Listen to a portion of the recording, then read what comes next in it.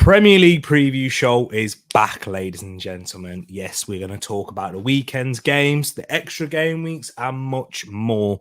All things football, all things Premier League here. So let's get into it, people.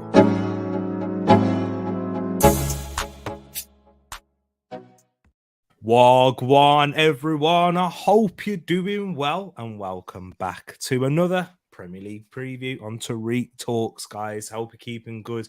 Hope you're keeping well. It's the end of the week. It's Friday. Now that you're seeing this, I'm going to let you into a little secret. This isn't a live show. I'm caught you out again, people. I know it says live, but it isn't. We're recording this on Thursday evening, just as the Man United game is about to kick off, and just after the Arsenal game, to fit it in our schedules. But you'll be seeing this on Friday evening, people. So hope you're all good. Hope you're keeping well. Hope you had a fantastic week. And I'm here with my co-host, my bro, Edmin. How you doing, man? Have you had a good week? Yeah, not been too bad. Yeah, a bit of snow today, so that was fun to walk to school. Was fun. How bad is it by you? It's not as bad as by you, I don't think. Yeah. So we had a lot of rain today, which washed it away. But we had, Moss will be watching this and saying that we don't have snow like he has snow. And he's right. I'd imagine that side of Canada gets snow properly, but no, it was fine. You're talking a couple of centimetres, and it was all gone by midday. But I did manage to chase Jacob to and from school, throwing snowballs at him, so that was fun. I was that was my next question. Was you able to play in the snow? Was you able to get a few on the back of his head, maybe? Just a little bit. No legs. I went legs because don't want to hurt him too much. I'd have been the bad uncle. You know what I mean? I wouldn't have, guys. If you're watching, I'm joking. Okay. It's all fun and games. It's cold though afterwards with your hands. So was he wearing gloves? Yeah. He was all wrapped up. In wool stuff, of course. Oh his wool stuff on. So did he have his Wolves coat? No. He was in his school coat. He has to wear a school coat. Oh, does it? Oh, fair enough. Yeah, I understand. But yeah, well, I've been at home, so I've not had to experience the weather. So yeah, it's not really affected me much. And the time I was out, it wasn't snowing on Tuesday, so it started snowing on Wednesday here in the UK. If you are watching, but that's enough about snow. We're here to talk about the Premier League preview show. Make sure you do get your predictions in the live chat if you want. I'll be there with you. You'll be seeing me messaging you as well, guys, chatting with you. But also get them into the comment section. That's the most important thing. So we do have a prediction table. We do have a prediction league. If you are interested in it, if you want to know more about it, join the Discord server.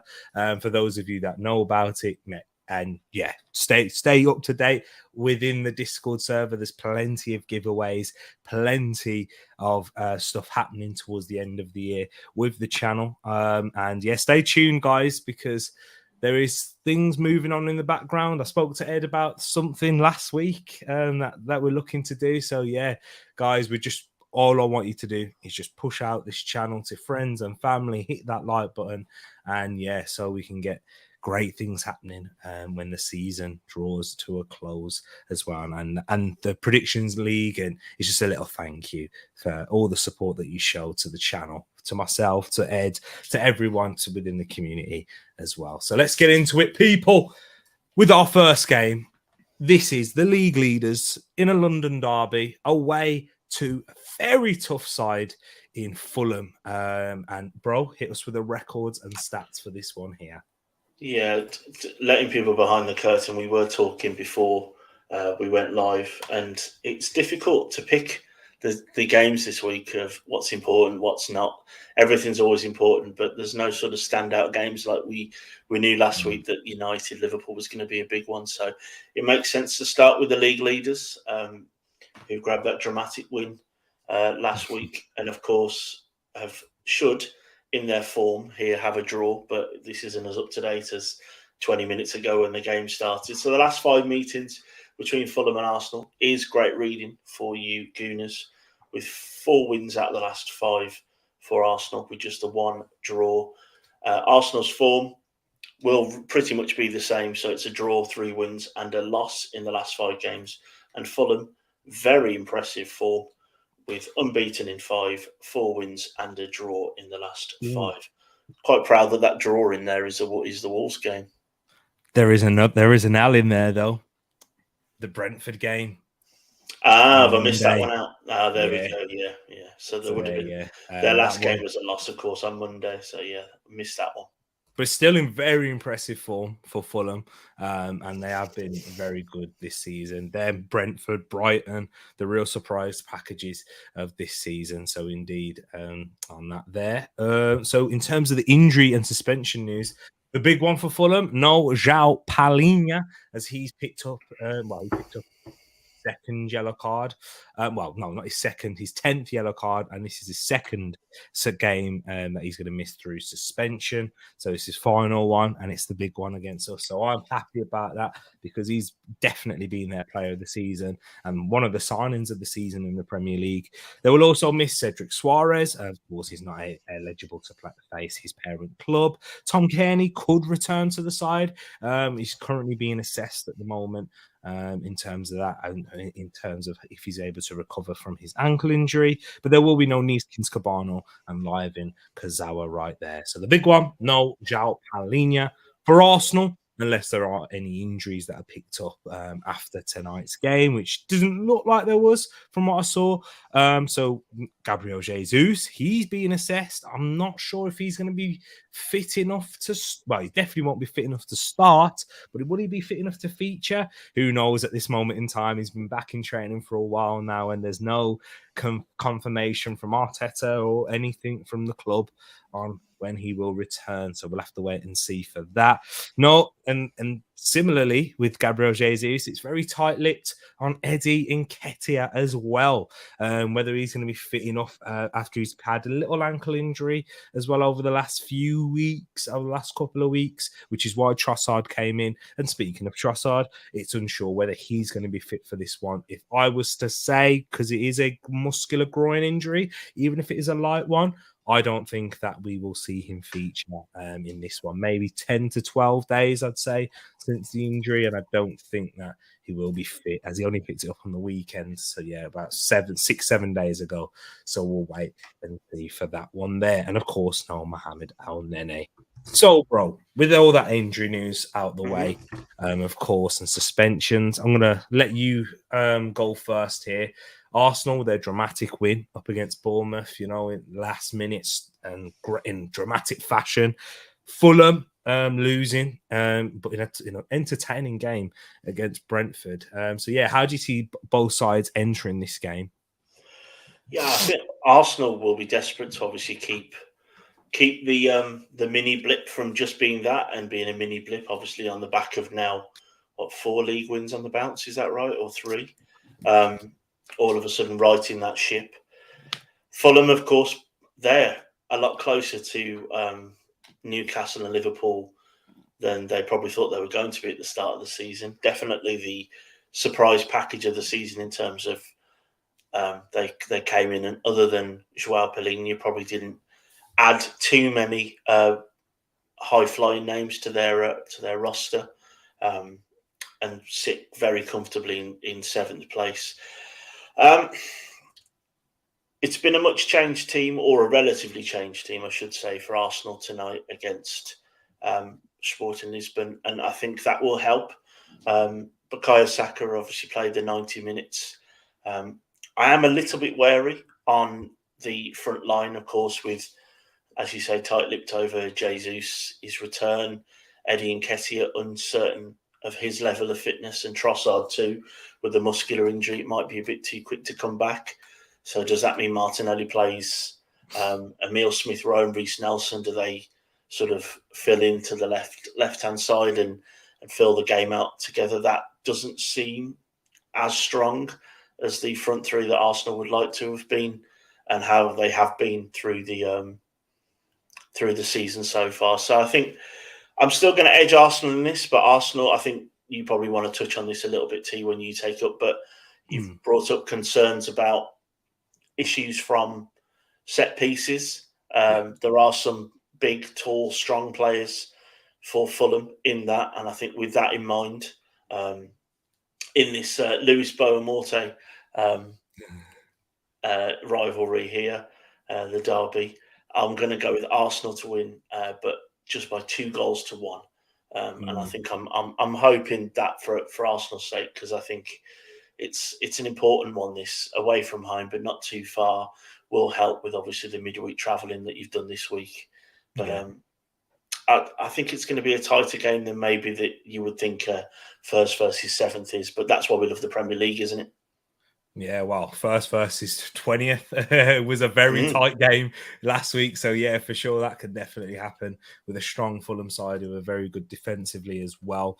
Obviously, the big man himself and Mitrovic, he's the real threat for them. But Willian, with the crosses that he's providing and how good that he's been. And last few weeks, you'd say Manuel Solomon has been a massive, a key part of them in recent weeks, scoring against Brentford, scoring the equaliser against you in very similar fashion as well. He scored a couple of goals like that this season, the former Shakhtar Donetsk man. So they have got real dangerous players out in the wide positions that can score goals and create for Mitrovic, who is now fit, of course. So and Andres Pereira in behind him. They've got real engine, real workers in the midfield that will do a lot of running for Marco Silva, who, he's kind of a short, he came into the Premier League with, unknown, but then he did really well with Hull, although they did get relegated. He did an excellent job with them initially. And then Everton, it didn't quite work. Well, he went to Watford. He started well. And then, this was one of the ones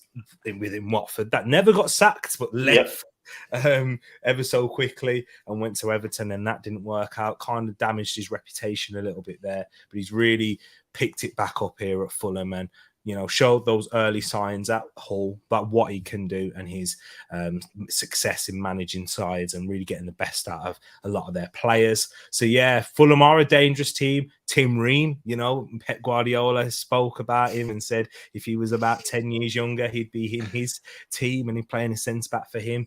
Pep Guardiola has these little things. But with Tim Ream, though, I do think he's an excellent centre-back, and being a left-footed centre-back, there's not too many of them that are performing at a high level. But yeah, he's had an excellent season so far. But of course, Arsenal are danger men in this is going to be. You're looking at Martin Odegaard. If he's able to return back into it with full health and regain there, he's going to have a massive impact on this game, like he did in the first one, scoring that equaliser.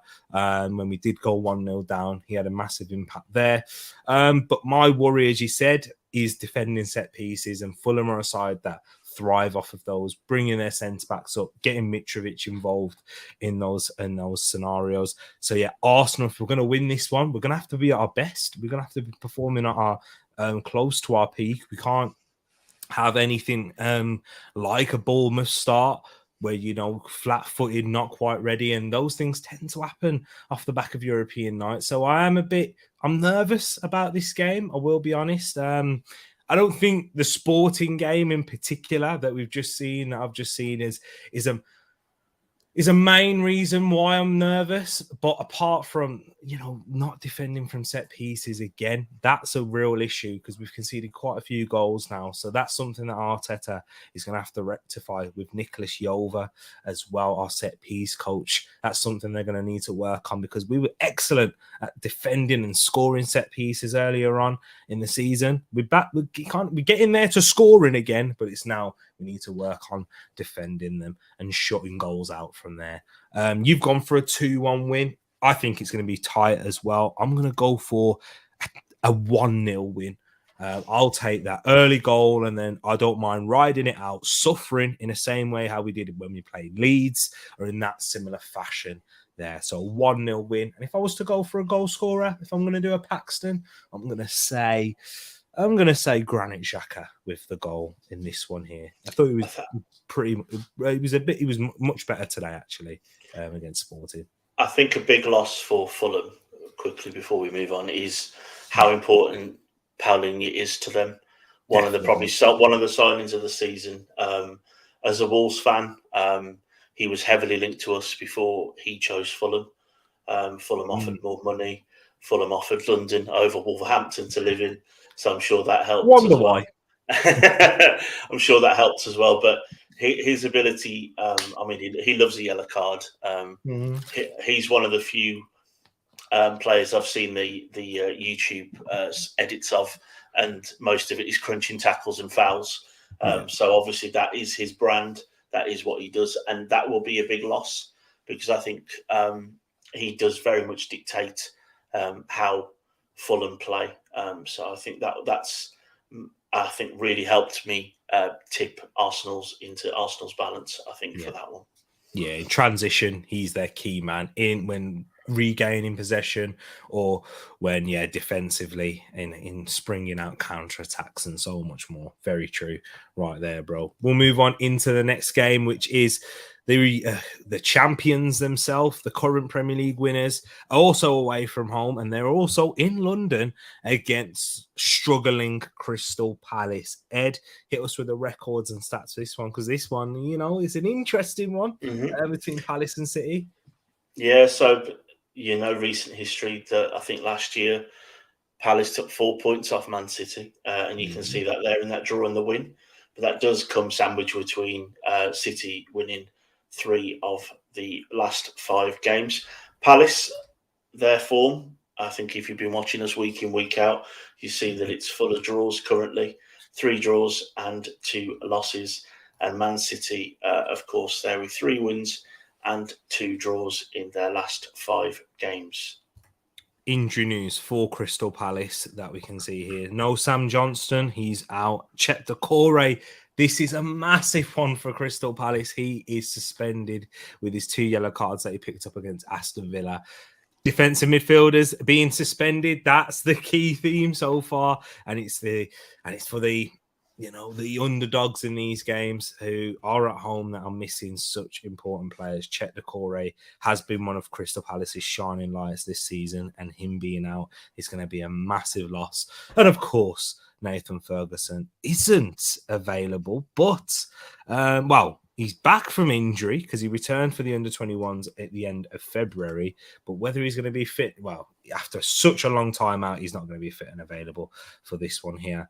For Manchester City, the only injury that they have and reported is Phil Foden, who picked up a little knock in his ankle. But other than that, it's a fully fit and all available Manchester City squad.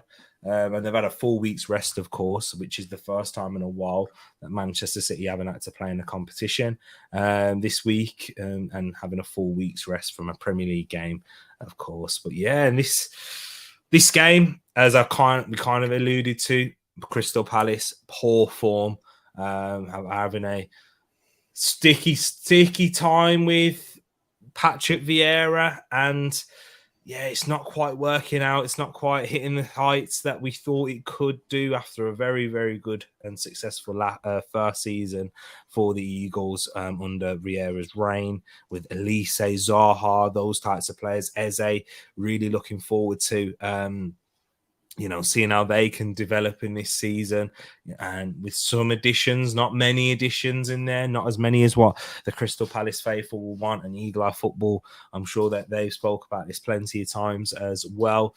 They are struggling, and there's not a lot of confidence going into this game with City, who I believe, and I said it last week, that they are coming back to their best. I believe it was an interesting game against Newcastle because Newcastle started off really well. They had 2 major chances where they could have scored in that game, but I thought Man City, this is why they are where they are, and this is why they've won so many Premier Leagues, because they are ruthless, right? And they take their chances.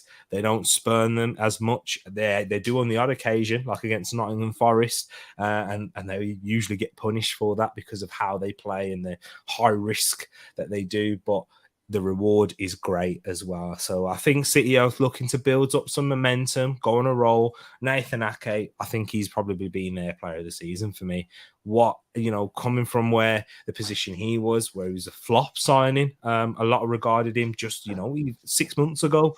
But he's been excellent. He's been their best defender. He's been their best left back as well. He's been amazing for them, I think, Nathan Ake. And he's really taken over. And I think he's one of the first names on the team sheet as much as you can be under Pep Guardiola. So but by me saying that, don't go and put him in your fantasy team. I won't risk that because I'm not taking any liability for it when he doesn't start. But yeah, I think I just wanted to point out Ake, and I thought he's been amazing. Maybe the return of Zaha could cause them problems. And, you know, Palace do like to turn up against City. And, you know, we've seen it on a couple of occasions, even with Roy Hodgson away from home, going over there, picking up wins with Andros Townsend, and, of course, and 0-0 draws and so much.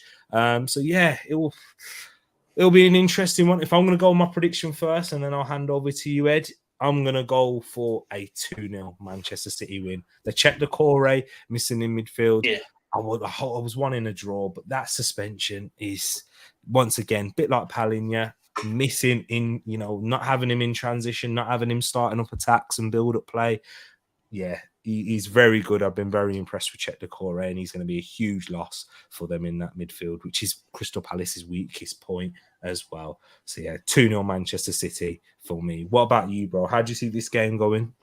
Yeah, I we probably don't need to labour the point about City. We know what they are. We know the machine they can be when things are clicking. And I mean, if you take away Arsenal and the season that Arsenal are having, if Man City were top with 58 points after 26 games, you'd be thinking that's a brilliant season, and they'd be top of the league for a reason, right? It's a weird myth that we have right now that we think this Man City team are flopping, for the want of a better word. They're not. They often, pardon me, they often have the odd Nottingham Forest game, like we talked about.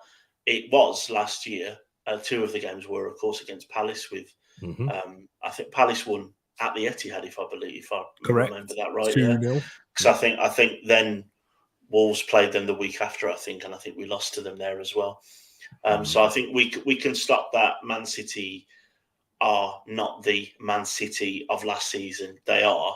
I think there's the stats been sent around. I know you sent it around as well in our Discord and stuff, that I think they are on par with what they've done the last 4 or 5 seasons. Just slightly 1 or 2 points below their average, where they've won leagues and been on the same amount of points as they have been this season. They were on 58 points at this stage 3 seasons ago, and they still won. So yeah. During the lockdown period. Yeah, and I just think on Crystal Palace that they are where they are right now, and as a supporter of a team in a similar situation, a relatively comfortable mid-table team that you would have expected Wolves to be at the start of the season. Palace are in that horrible moment of stick or twist, and when you are a team like that, you need to take chances on players that the top teams either pick up after they've been at your club. I'm talking from a Wolves point of view. We're talking like players like Diogo Jota. People now are circling around Nunes as well that we've had. Palace are in that situation now they have some players that are there and they look like lifers, such as Zaha, Joel Ward, all those stalwarts that they've got. And then they've got some players like Elise, who looks like could take it to the next step. But Palace, like 80% of this league, struggle with having that central striker that knows where the back of the net is. And for me, I'm going to give Zaha 1 goal in this game because he, of all people, loves to turn up against Man City. But I think this is going to be a 3-1 Man City win. I think it's going to be quite comfortable. And just a quick one, I think Palace need to make sure that they aren't dragged into this relegation fight where 1 or 2 bad results for any team from them down, including my team, and you are stuck in it, and you're stuck in it hard. I think their goals for at 21 is really telling. I think really telling. And that's it, man, because they are currently in it, but they're in the best position to get themselves out of it at the moment, out of the teams that are in it. So yeah, and you're right. If this run of form keeps on going, they will be deep in it, and it will be very hard for them to get out and even have the confidence to go on a run of games to really cut themselves adrift and try and get closer to your Aston Villas and those types, and you Chelseas and those teams around there. But our next game that we're going to speak about is Nottingham Forest away to Tottenham Hotspur, who are out of the Champions League after their 0-0 draw up against AC Milan. And the reason why this is so high up there isn't really to do with how Spurs are, how they're playing or how this is a real key fixture. It's all the news surrounding Spurs at the moment and all the rumours. But before we get into those, let Ed hit you with the records and stats for this one here. Yeah, as we've said all season for the Forest games, don't be overly concerned too much. These go back to League Cup games from the mid-2000s and early 2000s. So Spurs have won 3 of the last 5 with a draw and 1 win for Forest in there. Spurs' 4, of course, last night was a draw for them, but it was a damp squib of all damp squibs. They're on the back of 2 wins, 2 losses and a draw. And for Forest, a Brennan Johnson masterclass last week got them a draw. That comes on the back of a win, 2 losses, and another draw in the middle there. No more new injury news for Tottenham, as Basuma, Lloris, Sessegnon and Bentancur all remain out for them at this moment in time. So, yeah, no new injury news for them there, of course. But, Christian Romero's suspension won't carry over into this competition. That'll just be if they make Europe, which it looks like they will do at the very moment, though, next season or the next time that that he will play in Europe, whether it's for Spurs or anyone else. For Nottingham Forest, though, no real new injury news either, and no real updates to bring to you apart from Cheick Kouyaté is the nearest to a return alongside Moussa Niakate, who has been out for a while and he has struggled in his first season, the centre back. He was highly rated coming into the Premier League, the left-sided centre-back there. So, Cheick Kouyaté and Niakate the closest to returning, but this game could come too soon. So this means they'll be without Willy Bolly, Scott McKenna, Taiwo Wanyi, Dean Henderson, Julian Biancone, and Omar Richards are all absent. So we have to talk about all this news, bro. I want to hear your thoughts on this first initially. Antonio Conte, with his post-match press conferences, talking about, if they're disappointed, they want to sack me, etc. I'll discuss my future at the end of the season. The rumours about the players wanting Poch back, and asking and pleading with him to come back, and whether it's true or not, there's no smoke without fire. And when it comes to these things, they don't just get made up out of nowhere. It doesn't usually happen like that, even if a club comes out or someone dismisses it. There's been Tottenham staff, I'm not sure if you've seen this, but I saw this on Twitter earlier, that posted on Instagram talking about how his heart, Antonio Conte's heart isn't in it at the club, which, I mean, we could have all said that without it being confirmed to us, really. We can kind of tell. Do you think, bro, so talking about Spurs, I want to ask you this question as you talk about the game too. Do you think Conte is making it until the end of the season?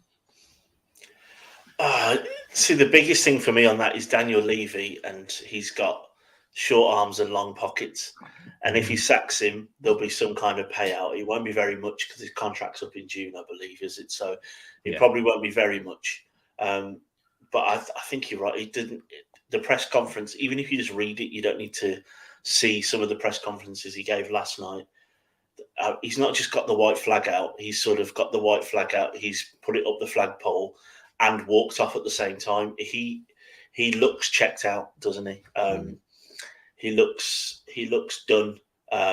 He looks like a man who's missing his family back in Italy. He looks like a man whose philosophy hasn't worked. We all raised concerns, those of us who talked about it at the time, of you're getting in Antonio Conte as a win now coach, and you didn't really back him in that way. They spent a lot of money, but it wasn't necessarily on players that were to win now. So none of it seemed to fit. And I always say, and I've said to you ever since I've known you, since you were 8, at the end of the year, the Premier League table, the league table doesn't lie. And this is the first year ever I'm looking at it thinking it is lying. Spurs currently sit 4th, and I don't understand how they play some of the worst football in the league. They are bailed out so much by 1 or 2 players. And I think if we look at their next few fixtures, they have such a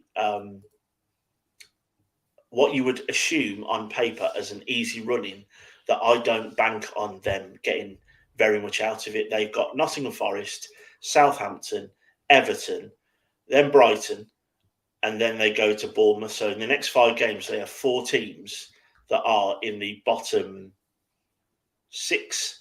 And obviously Nottingham Forest are 1 win away from being in the bottom 4.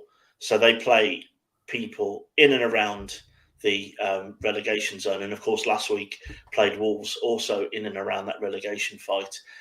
And when you think about, well, the team in 4th are playing all of those teams, you would be annoyed if they would lose any of them. They've already lost 1 last week to Wolves.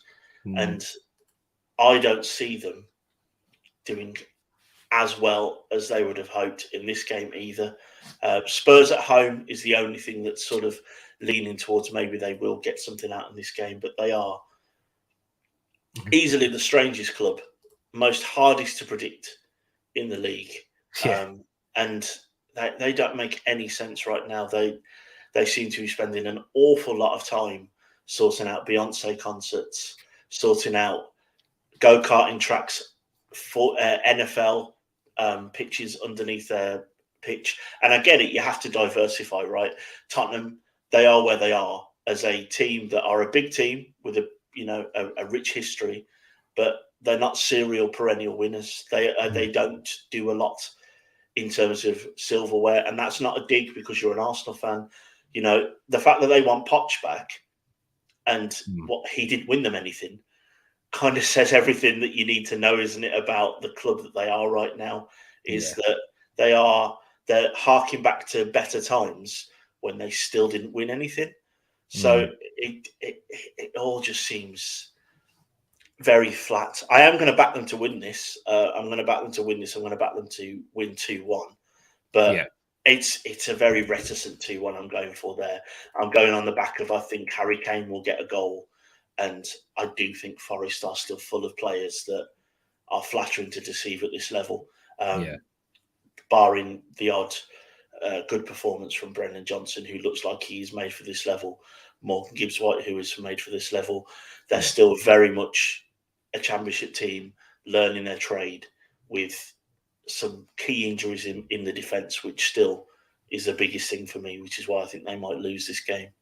Yeah, I hear that, man. And even the comments from Richarlison and how he spoke, and so much, there is a lot of discourse and division within the camp at the moment. And yeah, it is sour at the moment. And you know, you mentioned that run for Spurs.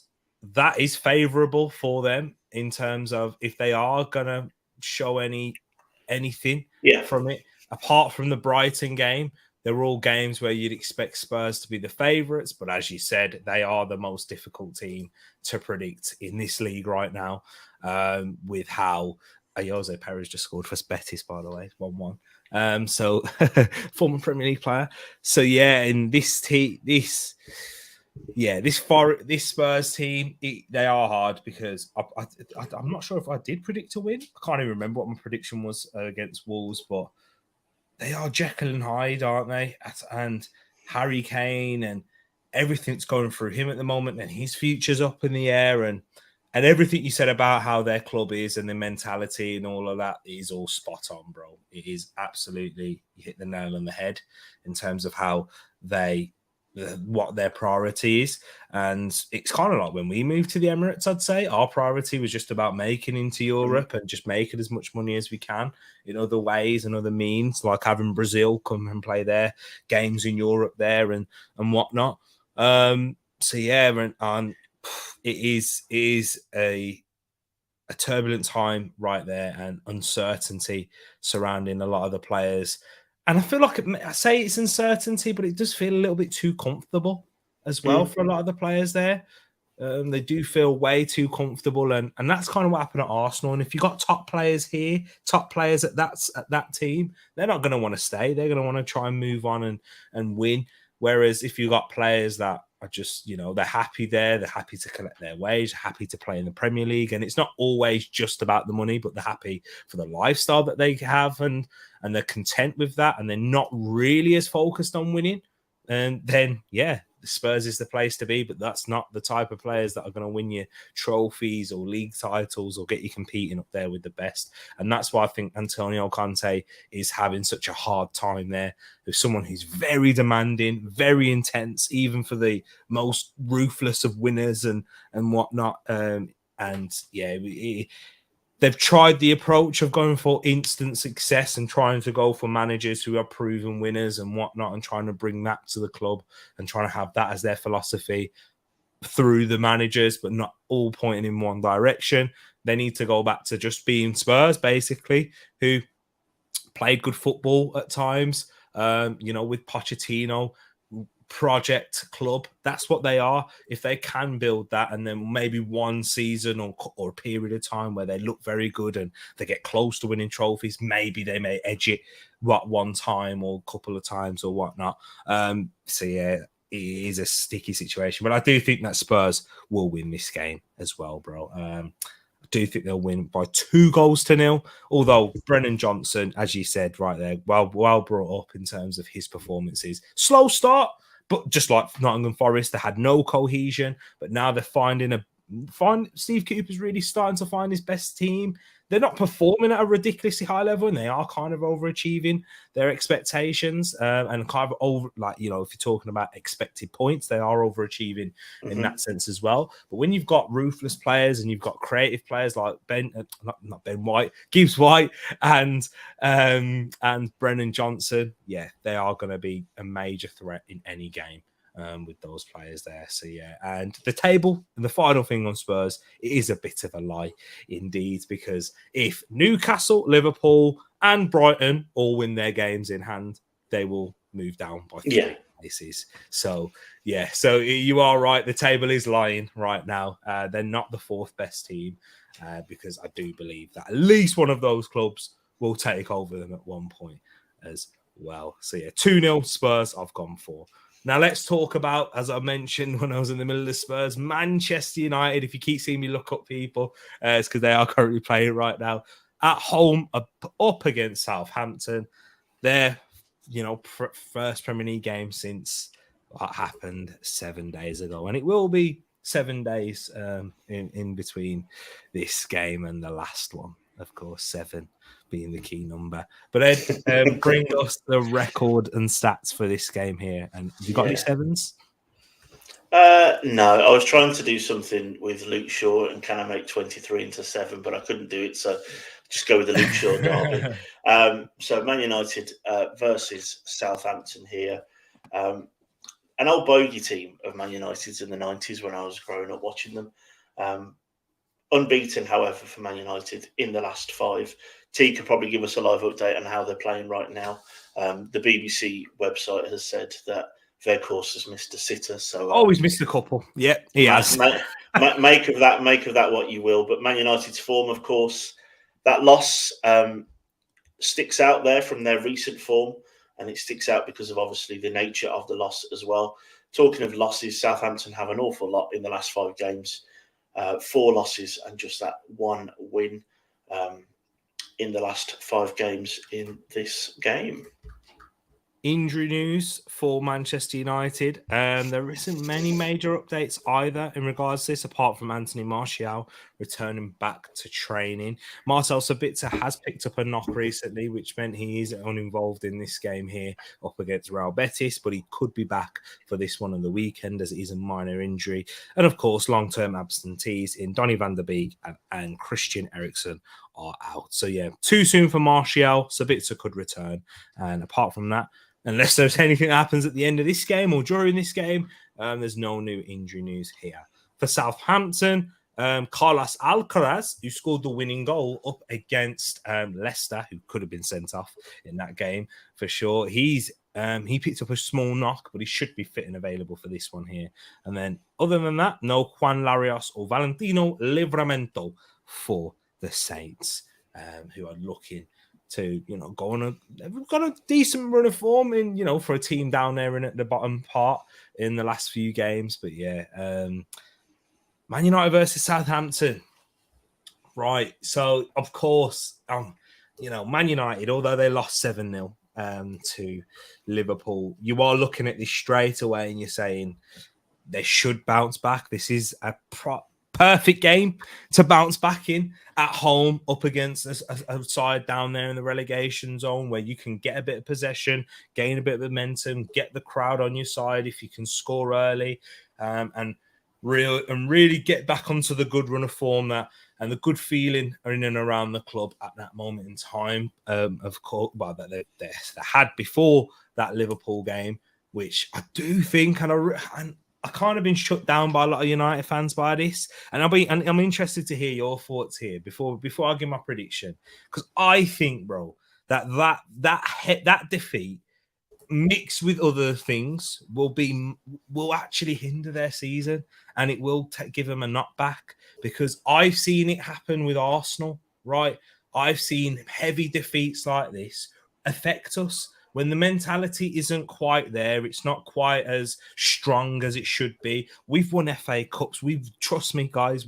I don't think winning the Carabao Cup just suddenly instills that, a strong mentality.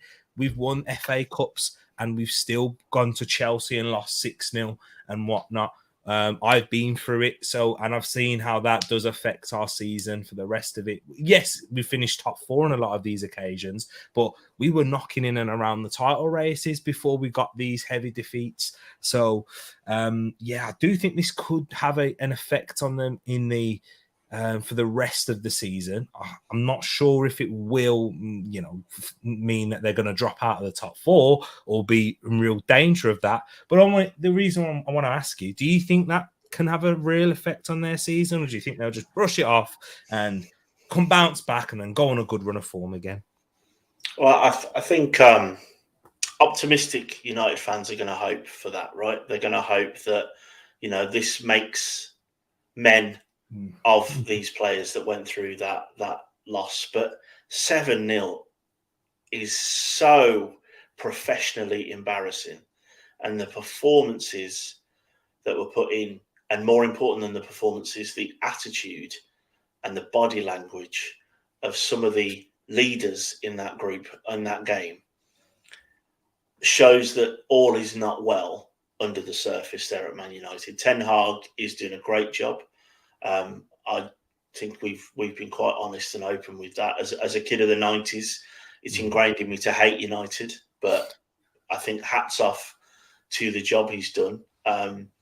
When I did the preview by myself before the League Cup final, I said that I think United are maybe a season ahead of where they thought they were going to be. Yeah.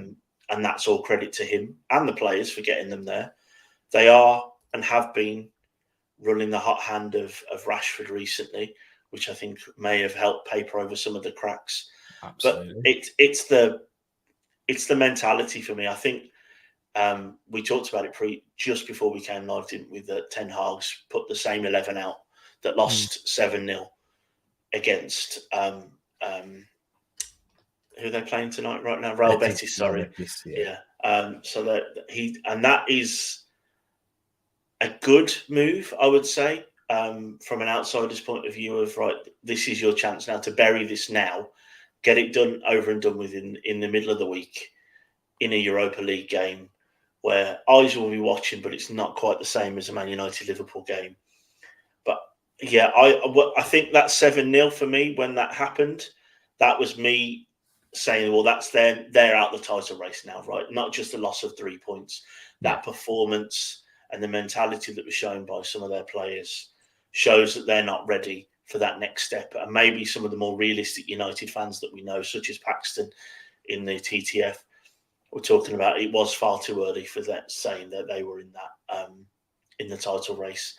And it will affect them. It will affect them. I don't think it will affect them in this game in particular, but I think that 7-0 just exponentially shows that the problems are there still at Man United. They still, they're still bedding in some of their players like Martinez. They're still definitely missing that creative spark in midfield without Eriksen. And make what you want of Bruno, whether you think he's the second coming or whether you think he's a stat padder or something in between.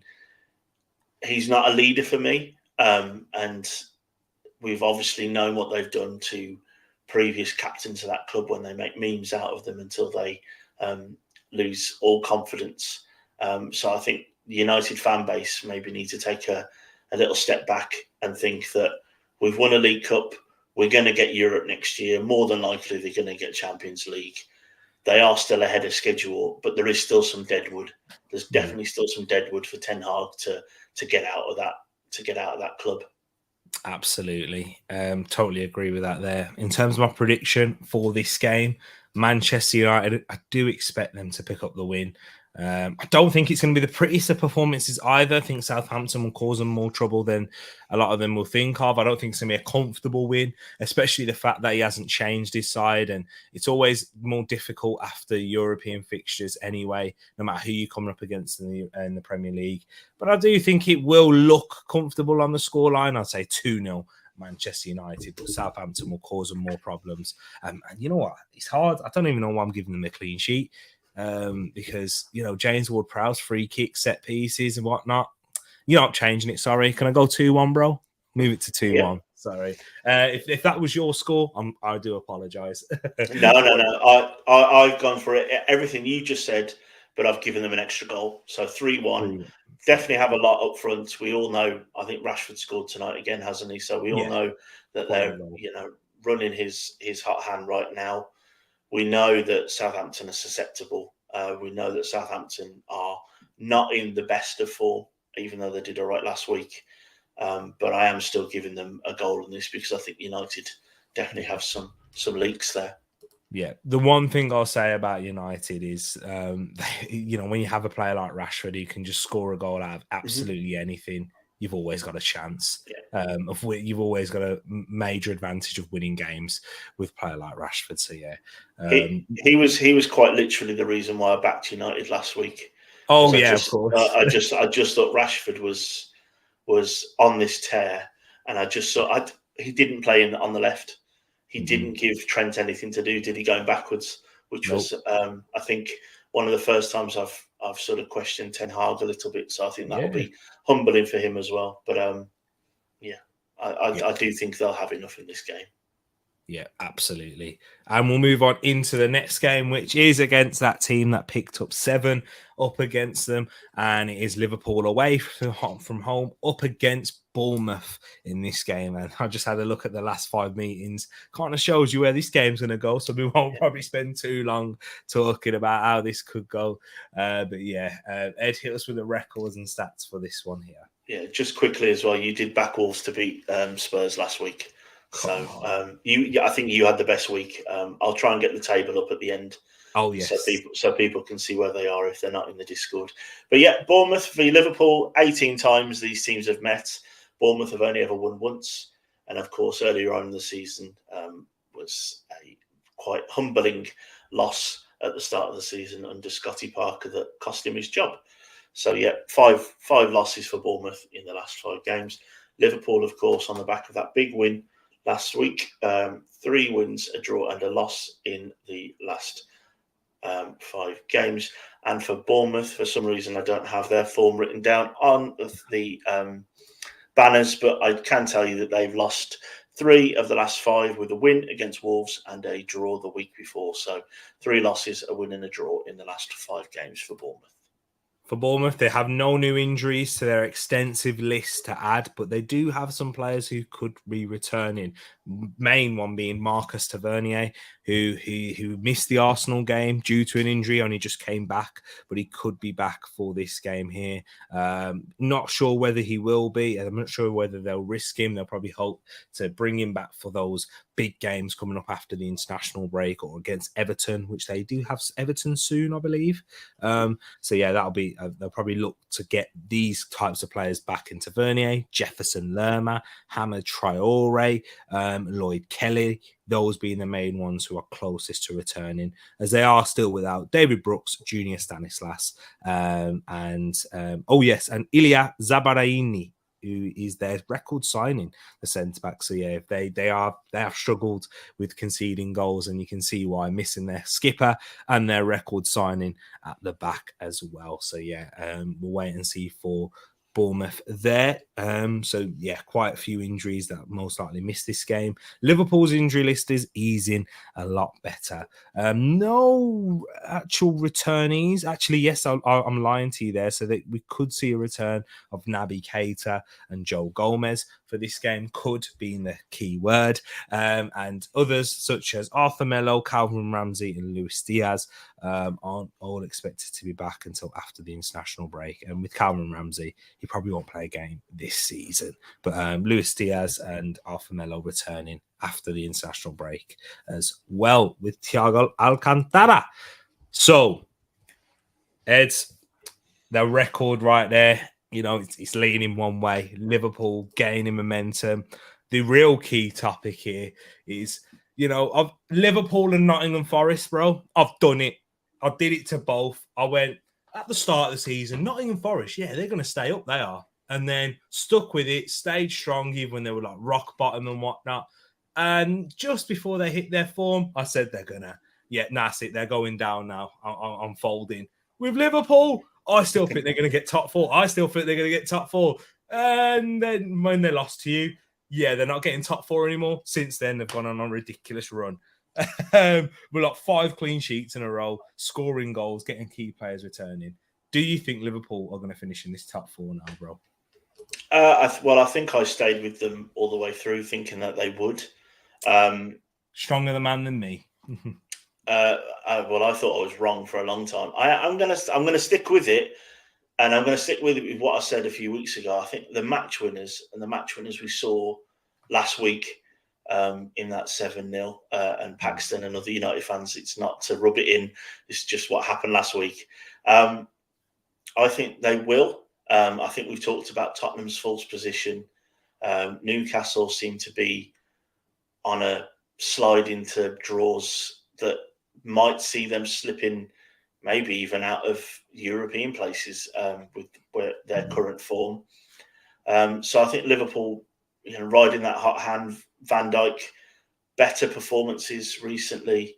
I think they are. And I think we saw last week that the ability of players like Cody Gakpo, Mo Salah are all there to see. And I think there's still gaping holes in their midfield, and we don't need to, over-egg that pudding. We talk about it all the time. But I think there's enough match winners in that team to get them over the line. But I think it says more about the league in general and the teams that are underperforming, such as Spurs, such as Chelsea, and the more surprising, Newcastle maybe finding their level a little bit at the minute and sort of plateauing a little bit when they can't keep clean sheets. All of a sudden, they don't have the goal scorer they need. Fulham, Brighton, Brentford maybe all doing a little bit better than most people predicted. I think it says maybe more about the league that Liverpool are probably going to finish top 4 than anything else. And we shouldn't get carried away with, just because they scored 7 last week, the goals against Bournemouth in the reverse fixture and last week's game makes up more than a third of their goals for the whole season. 16 goals. So two of the 25 games they've played have made, more than a third of their goals they've scored all season. So that also probably should tell you something about them as well. I think that Liverpool have addressed some of the balance. I thought Henderson played very well against Man United last week as well. And I think it shows sometimes that you do need to hold on to some of those players that are definitely waning in their abilities, but their leadership qualities are worth maybe hanging on to them more than replacing them as quickly as maybe people would have liked. Real life isn't FIFA. Real life isn't Football Manager, is it? Where you can just go, I'll get rid of Jordan Henderson. I'll bring in Mateus Nunes from Wolves, and all of a sudden I've replaced a 79 rated player for an 83 rated player. That's not how it works, is it? So I think we saw last week the biggest difference for me I saw in that game between Liverpool and Man United is I felt that Liverpool had more leaders on the pitch, and I think that was the difference. Yeah, exactly. Riding through those tougher moments. I agree with you in that sense. And They're match winners. Their match winners are finding form. Cody Gakpo, Darwin Núñez, Mohamed Salah, and that's still without the likes of Jota returning to their best, and Roberto Firmino as well. They've got so many match winners in there who can make a real influence in the final third. So that's Liverpool's USP for them in terms of that, in that top 4 race. That's what they're going to be looking for. They are going to concede goals. They are going to have roller coaster games where it'll be like 5-4s and ridiculous 4-3s. I can see that happening. Liverpool of old, that reminds me of in the early Premier League days. So yeah, I do expect plenty of those games to come, but they will blitz teams, and I don't think that Man United are going to be the last team. They'll blitz in that sense. Maybe not score more than 7, but or 7 goals, but maybe 4s, 5s, and 6s. I can see happening. But yeah, Liverpool, my prediction for this one, I'm going to say a 3-1 win against Bournemouth. And what I will give credit to Bournemouth is their transition play is very good. They're very physical. They've got a lot of pace. Dominic Solanke is very good in the transition and bringing it up there up until the final third. And then when it comes to finishing in the final third, not so much. But they are very big. They're a very good athletic side. Bournemouth are. They do have some technical quality. If they do go down, they won't be down for long. They'll be straight back up. I can imagine the players that they've got in there. Your Utadas, your Hamid Traores, your Dominic Solanke, your Marcus Taverniers. Very good players that are kind of in that Premier League purgatory, I'd say, in between the Premier League and Championship. Too good for the Championship, not quite good enough to be consistent in the Premier League. You probably need some more key players in your spine that will assure their safety. But it will be an interesting relegation battle, and I'm sure Bournemouth will make it an interesting game. It's the first game of the weekend, but 3-1 Liverpool I've gone with. What's your prediction, bro? I've gone for 3-0 to Liverpool, so yeah, I'm going with 3-0. Clean sheet again? Yeah. Wow. Yeah. 6 in a row in the Premier League you're going for. Oh, I don't know, man. I don't know. But if you're all right, you deserve all the 3 points. I do think they will score 3 minimum. So, yeah, I do think we are right in that sense, at least. But we'll move on into the next game, and that is Leicester up against Chelsea. Once upon a time was a top 4 battle. Now it top 4 battle, this one. But now it is literally a mid-table. Mid-table matters game. That's what it is. But Ed, hit us with the records and stats for this game here. Yeah, so the last 5 meetings between Leicester and Chelsea, there are 3 wins for Chelsea, 1 draw and 1 win for Leicester. Leicester's form is not great, with 4 losses and just a 1 win in the last 5. And Chelsea, a very important win in midweek for Graham Potter and Chelsea as a club against Dortmund. So on the back of 2 wins and 3 losses. Injury news for Leicester. Both teams have quite an extensive injury list as well. I feel like I've been saying that for a lot of teams this season. I guess it's the World Cup. I think it's more than just the World Cup. I think it's the combination of the Premier League and football over the last few years, guys. Like with COVID lockdown, and we had all those games in short periods of times. The amount of football that footballers have played in short spaces because of seasons being congested and whatnot, and COVID and players playing a ridiculous amount. That's why I think injury lists are looking the way they are, guys. So yeah, Leicester and Chelsea's are crazy. So take a deep breath. There is possible returnees in Johnny Evans and Harvey Barnes, who did miss the last game for the Foxes. Johnny Evans he could be huge if he does return for them here. Harvey Barnes, one of their goal scoring threats that they have.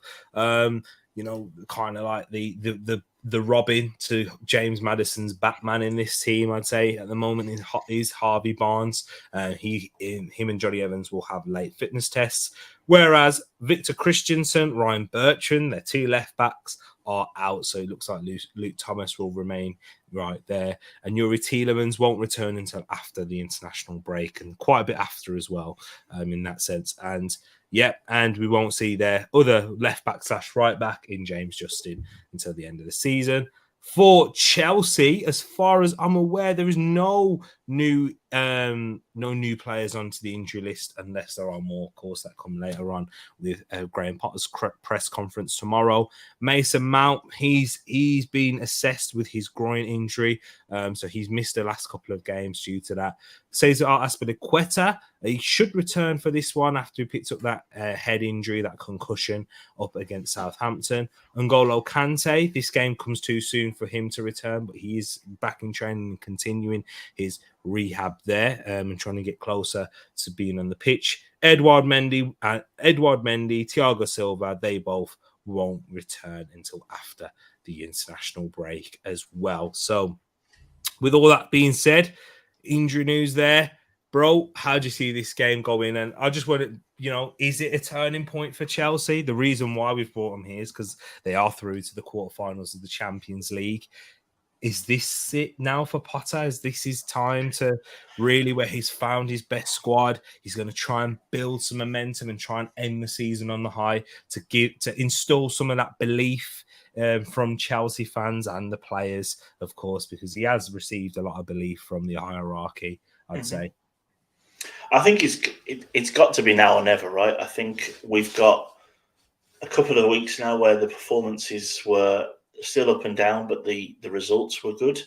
I think if you take Raheem Sterling's goal against Dortmund in microcosm, that is his career and ability perfectly summed up.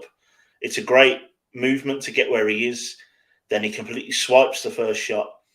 He stumbles past someone, and then it's a brilliant finish. That is Raheem Sterling's career and ability for me in one goal.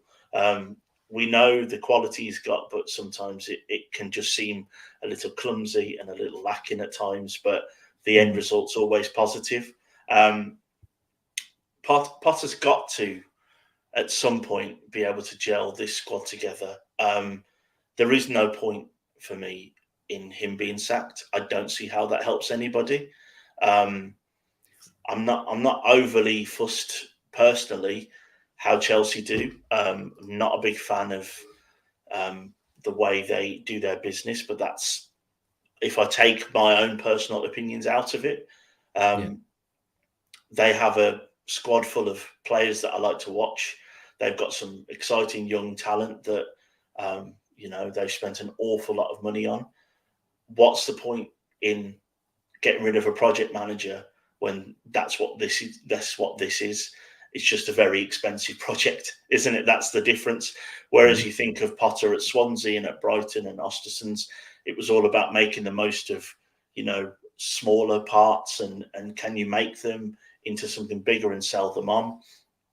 What he has now is the ready-made product that he has to develop into the team that can excel on the pitch.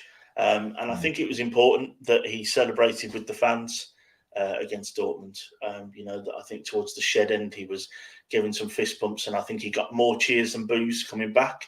So those Chelsea fans are trying to get behind him. They're going to have to, because for whatever reason, I don't think Todd Bowley's going to sack him. I think he's got his man, and he's going to try and stick it out. It's an awful, expensive contract to sack him if he does sack him. They seem too far behind to get anything more than maybe Conference League. For me personally, potentially might sneak into the Europa League if Newcastle, fumble a little bit more. But I think it has to be. What do you think? What's your thoughts on Potter? Yeah, I do think this can be a building block, a platform for them to kick on for too. And the main thing is because I'm starting to see some consistency with his starting lineups now. And I think that's the big thing. Like, for example, I haven't seen Mykhailo Mudryk come on for the past couple of games. You need to not just play these players because they're brought in for big money.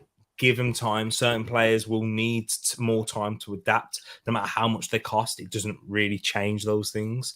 It just puts more pressure on them from a fan's perspective and a rival's perspective in that sense. They are starting to play some good football now. And even against Dortmund in the first leg, I remember speaking to Bargav in particular, big up Bargav, and he was like, "Oh yeah, I think Dortmund will be able to beat Arsenal. There's about 5 teams that are better in Europe." And I was like, But when I watched Chelsea play them, they were the better team in the first leg. They just couldn't take their chances. Chelsea are having those moments in games. That first 20 to 30 minutes against West Ham, much better side, and they look scintillating in those short periods. They just weren't able to sustain it. Against Spurs, I thought they started it really well, faded off very quickly. But this Dortmund game was the one where they stretched it out for the longest, and there was only ever one winner in that game for me. Whether Kai Havertz missed that penalty, whether it should be retaken. I thought he was brilliant on the night, Kai Havertz, and he saw on his face a lot of criticism. And now you're starting to see why Graham Potter is playing him up front. He's not the best finisher. He's not the most prolific, but he does make the team much better and more cohesive, and the attack flow more and better. And yeah, they just need to add. They need a striker, or not even necessarily a striker, just a goal scorer. Because, you wouldn't say Mohamed Salah's a striker, but he gets more goals than most strikers in the world. In that sense, so yeah, if they're able to bring those players in, get Raheem Sterling involved a little bit more, and get a right winger who's going to be able to, really contribute in terms of the goals. In that sense, whether it might be a Christopher Nkunku if he comes when he comes in the summer, that might be the formula there for Graham Potter to work with. So yeah, it will be. I do think they will build on from this. Their best route into European football in the league will probably be the Europa League, because there still will be. They're not going to just suddenly go on a mad run of games. They will still drop points, and they still will have performances that aren't the best, but they'll be able to take encouragement from it. When I say the real Chelsea fans, I mean the ones who quite understand that this is going to be a process a little bit more rather than instant success, which they're used to. A lot of the Chelsea fans are. But yeah, if they are going to make it into the Champions League, their best route is certainly if they can have a good draw and win the Champions League. And I think they might be able to have it depends who they get in the draw, to be honest, because they could get into the semi-finals or final if they have a nice pathway. Yeah. If they face a Bayern or a Man City or a Napoli, I think they'll struggle.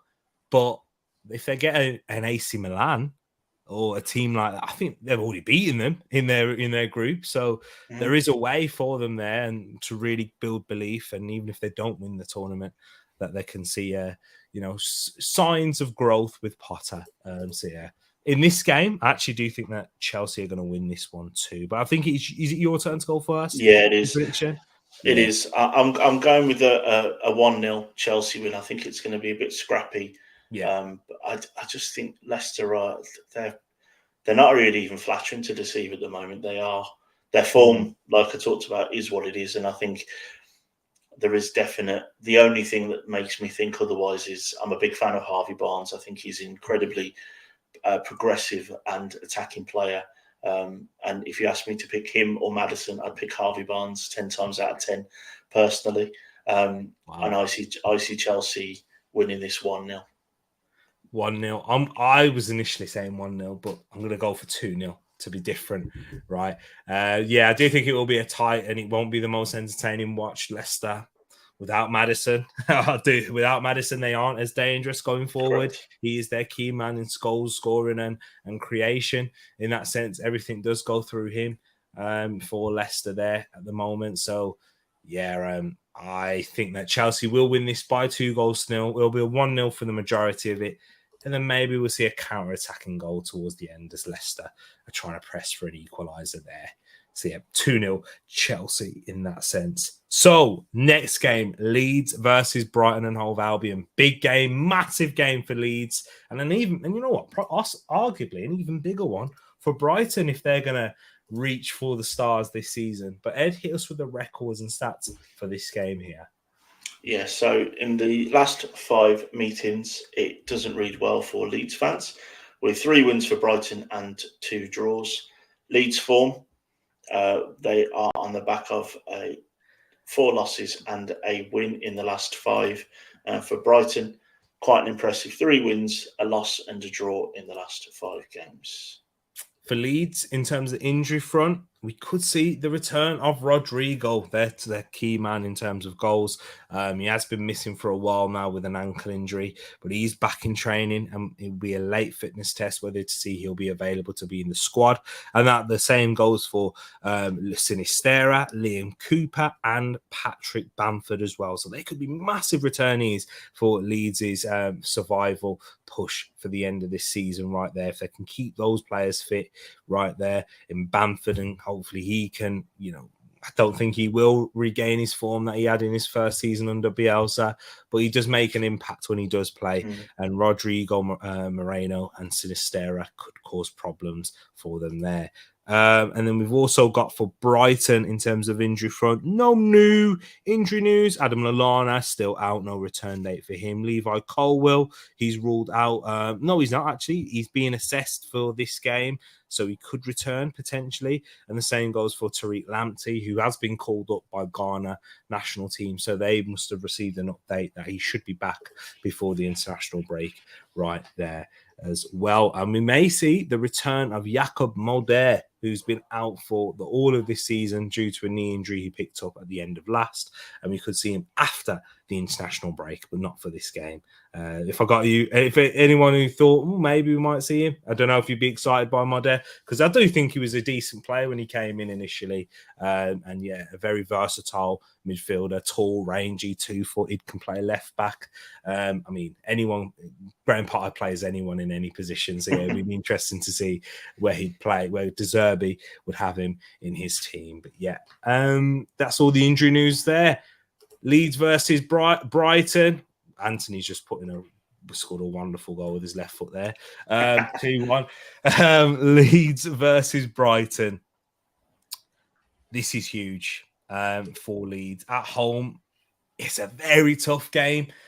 Of course, up against Brighton, who are, in terms of difficulty of a team, I think they are probably up there, within the top 4 or 5 teams to come up against at the moment, because they can score goals from left, right, and centre with how De Zerbi's got them playing now, how fluid they are defensively. They look stable and structured. It's a real side that they're in. And you know what? I'd love it if Brighton could make it in the top 4. I really would.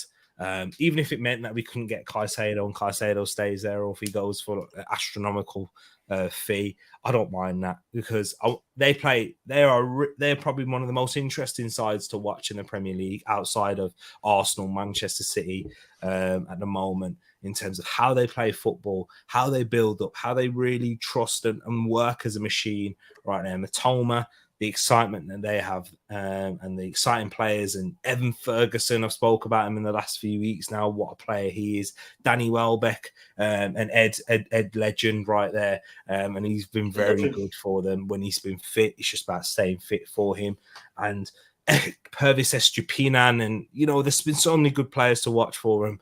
I do think they're going to win it as well. I'm going to go for a Brighton win in this one here, my bro.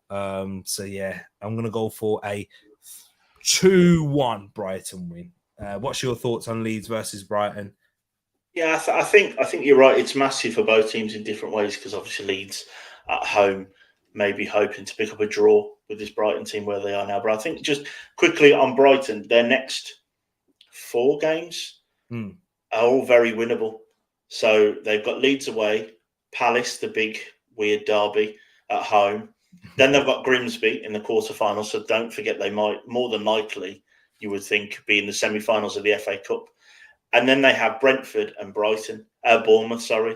So the next 5 league games, you could see them going unbeaten in those 5, because Brentford's probably the hardest game on paper that they have. And when De Zerbi came in, let's also not forget that those first few games under De Zerbi, apart from the first one, which I think was Liverpool, wasn't it? The 4-3, I think, with Trossard, there was a little tiny blip, wasn't there, where they lost a couple, and it was like, are they going to miss Potter? Is De Zerbi the right man? And for them to be where they are now, where if they, win their 3 games in hand against Spurs, they'll be 2 points ahead of them and in the top 4, is incredible. And it's incredible the job they're doing and how well run the club is. and how fun they are to watch as well. It's not like when my own team, Wolves, under Nuno, bored their way to Europe, and it was boring for even the people that loved Wolves and wanted. I mean, I loved it. I don't care. With my own with my team, I couldn't care less if we're winning games and picking up draws. I'll watch Dirge every week. But for a lot of people, interest in football is what Brighton play, isn't it? And they're incredibly fun to watch. And I've also backed them to win this game. And I'm going goals. So for some reason in my head, I've got goals in this one. So I'm going 3-2. 3-2, nice. Yeah, I think this game did it have got quite a few goals last season at Ellen Road? I think so. There's something in my head. I feel like there was, yeah. I remember watching this game in lockdown, and there was ridiculous weather as well, and it was quite, there was a goal fest in that one. So yeah, one of the last few seasons, Leeds versus Brighton has been a goal fest right there. But talking about a game that might not be a goal fest, is Everton versus Brentford in this one here. Huge game for both sides once again. And the home side being at the lower part of the table and the away side being one of the surprise teams of the season. Ed, hit us with the records and stats for this game here. Yeah, last 5 games show that Brentford have won 3 of the last 5, with 1 win for Everton and 1 draw. Everton's form up and down all season, mostly down. Sean Dyche obviously coming in, trying to right the ship, but they're on the back of 3 losses and 2 wins. And for Brentford, in a fun game on Monday night, they did beat Fulham.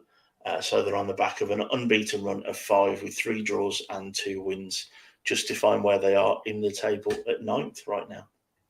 Injury news for Everton, of course. I'm going to save the main man until last. Nathan Patterson and Vitaly Mykolenko could both return for this game here. Both are going to have late fitness tests. Vitaly Mykolenko through illness, and Nathan Patterson, he had a knock on his knee.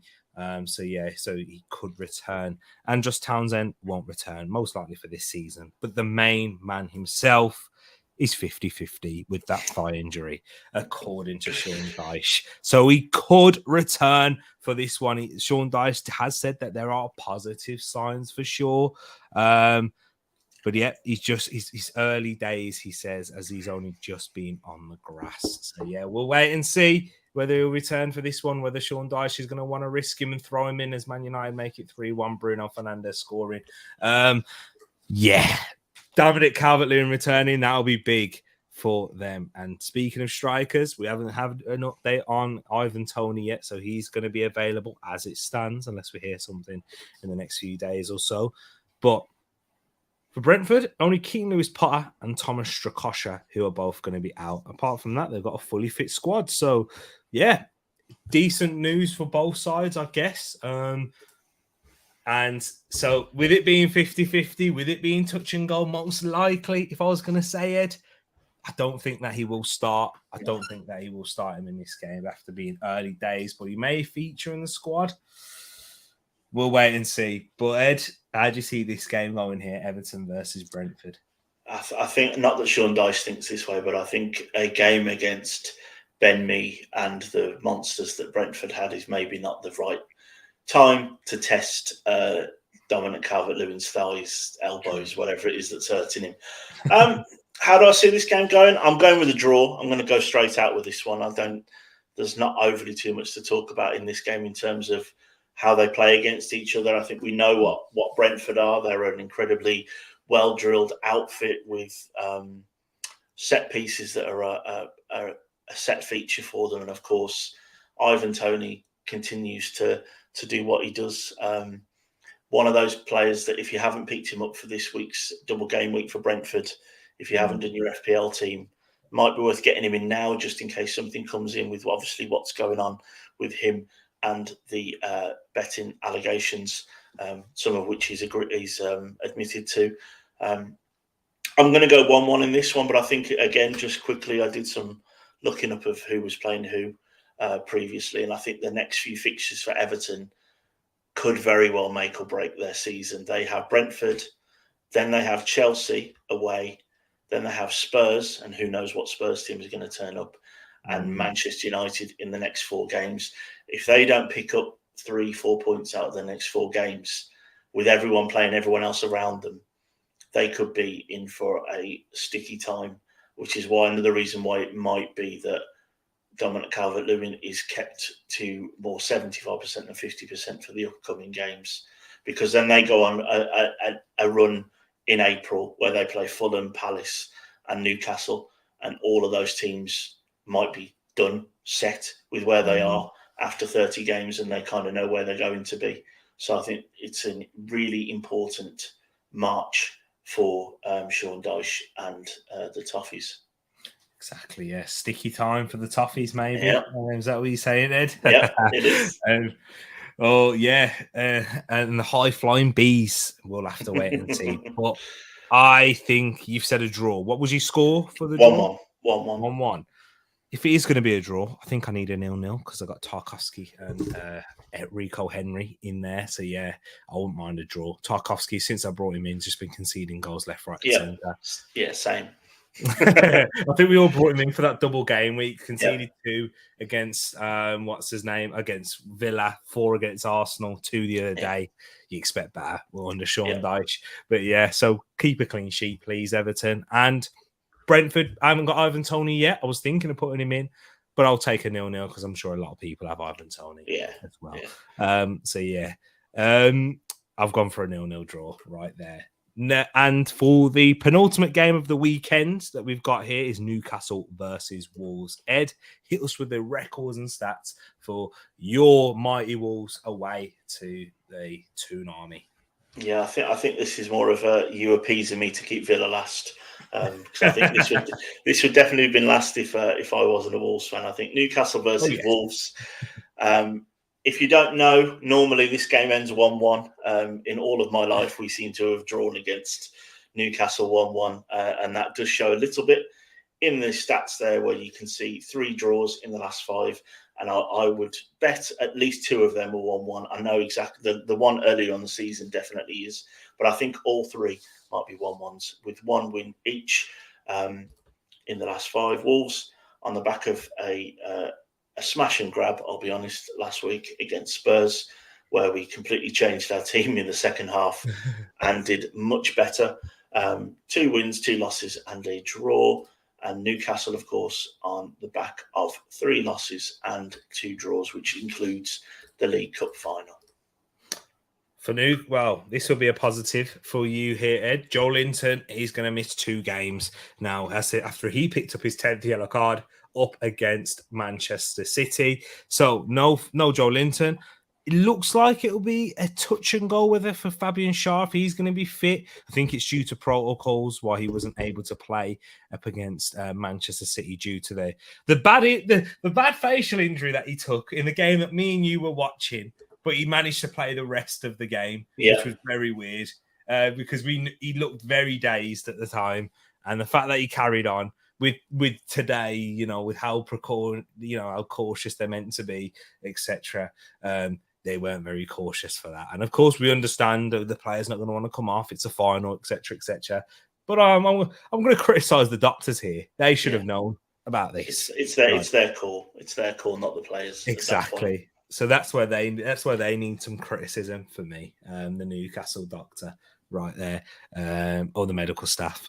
Ryan Fraser, he's not going to return, of course, as he's with the under-21s. Another bit a duel between him and Eddie Howe right there. And Eddie Howe, you can kind of tell that he's not really forgiven him for when Bournemouth went down in that lockdown period where we returned. And yeah, he just refused to play. Because he didn't want to get injured, so he could make a move for free. Yeah, very selfish of Ryan Fraser to do there.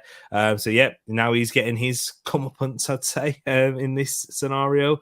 And for Wolves, Ed, you know what? You're always better to talk about this. The new injury news that we've seen, of course, is Bueno since the Liverpool game. Is there any news? Yeah, I think he won't be back. He won't be back anytime soon. I don't think. I think it's still a couple of weeks off. And obviously, Diego Costa, potentially his cameo at Wolves this season has come to an end after he was injured last week against Spurs as well.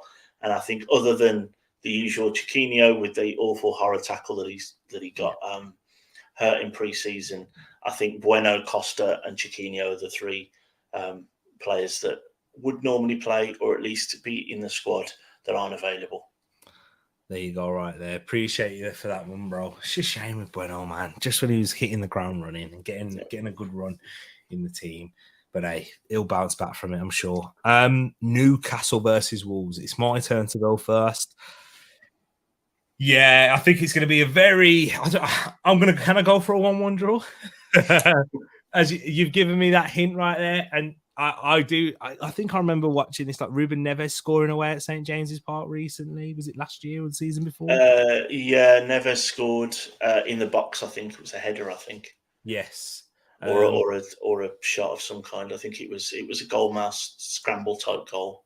And Doherty, that win for us there was Matt Doherty in the last minute about 2 seasons ago, I think, before he left to go to Spurs. Yeah, I do think you will cause them trouble, though. Lopetegui, man, massive credit for him. I think, if there was a manager of the weekend for last weekend, it definitely would be J-Lo. After that second half transformation, it was crazy. He made that tactical change and you look a completely different side. And you was much better than Spurs in the second half, and they were better than you in the first. Yeah. So, yeah, massive credit to J-Lo for that one there. But, yeah, I'm going to go with a 1-1 draw here. I still can't see Newcastle scoring too many goals. That's why. And even against Wolves, who are quite a stubborn team, can score goals against anyway at the best of times. So, yeah, I can't see Newcastle scoring more than the 1. What's your prediction, bro? Have a soul in it? Are you going to No, I'm backing my boys to win 1-0. Hey, now you should do, man. If you mean the last away game, if it wasn't for a Mano Solomon wonder strike, it would have been 1-0. So, yeah, and I think he probably deserved the win in terms of your performance as well in that one. So, I understand. My hope is that if we do pick up a win there, that's 30 points. Yeah. We're 2 or 3 more points, 2 or 3 more wins away in the next 12 games or so for just securing everything and getting the season fully underway next year under an actual manager. Yeah, exactly. There you go, right there. Can I just say, another Ed legend. Fred's playing really well. But yeah, West Ham versus Villa, which is the final game of the weekend, and then we'll do the predictions for the final 2 as well, which are the 2 extra in the game week for this one. So West Ham at home against Aston Villa in the Claret and Blue derby. Ed, hit us with the records and stats for this one here, as I like the look of their last 5 meetings. Yeah, I know. I had to double check those. So the last 5 meetings against these teams, West Ham have won all 5. For West Ham, their form, they won tonight, I think, against a team I don't know. Yeah, so they would have a win in there. So their form would be 2 wins and 3 losses. And Villa look like a completely different team under Emery, although their form recently is up and down with 3 losses and 2 wins.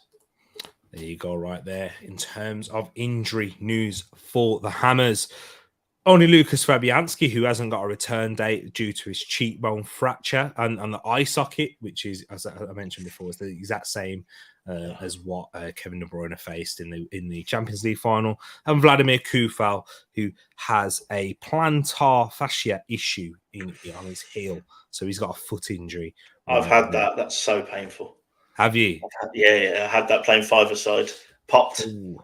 On my left leg. Yeah, my left foot popped and it shrunk back. Horrible. Oh, no. Oh, yeah. Awful. I've never had that, and that sounds horrid. Mad. Let's have a look into Aston Villa's injury news. So Diego Carlos, he's going to return before the international break, but this game looks like it will come a bit too soon as Bruno. I think they're checking for VAR here. No, they're not, for a red card. But yeah, so Diego Carlos could return. That's massive for Aston Villa there, as he's only played 2 games from this season. And he could be a big addition for Unai Emery's defence right there. Boubacar Kamara, and this is I've given you the good news. The bad news is, and a lot of Villa fans already know this already, there's no return date on him yet, and not sure whether it's the ankle or the Achilles yet. So yeah, it's not looking good for Boubacar Kamara, who has arguably been their signing of the season and player of the season right there. Other than that, we won't see Philippe Coutinho until after the international break. Leander Dendoncker is suffering for personal reasons. Not quite sure what that is yet, but he hasn't been training this week due to personal reasons. And Jed Steer is out with an injury. Their backup goalkeeper in that sense there. So West Ham versus Villa, Ed. What's your prediction for this one here? I'm going to go with the form and go 1-0 West Ham. 1-0 West Ham, David Moyes. Okay. I'm going to go for Villa. I'm going to back the Villa. You know, they've been really good of late, I'd say. So Ollie Watkins to continue his... not continue because he didn't score because it was an own goal against Crystal Palace. So I'm going to say he's going to get back and have a good, period of games where he scored. And I'm going to say a 1-0 Aston Villa win for the Villains right there. I must admit, I am literally just going on the fact that I'm going with the form over the last. I don't quite know why. Maybe Danny Ings has got some scores.